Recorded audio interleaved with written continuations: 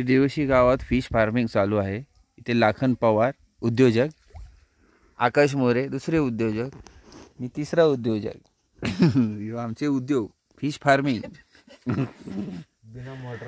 बिना मोटर का पाईप चालू आहे, पाणी चालू आहे फार। याच्यात गाडे मासे, कटला आहे, रावस आहे।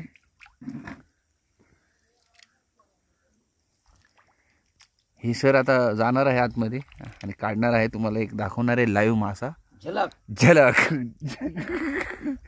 सरांनी टाकलाय हात। हा एका फटक्यात काढलाय आणि हे बघा एवढे मोठमोठे। हा वांग्याचं भरीत बनवतात असे मासे बनवतात, मसाला फ्राय टाकून।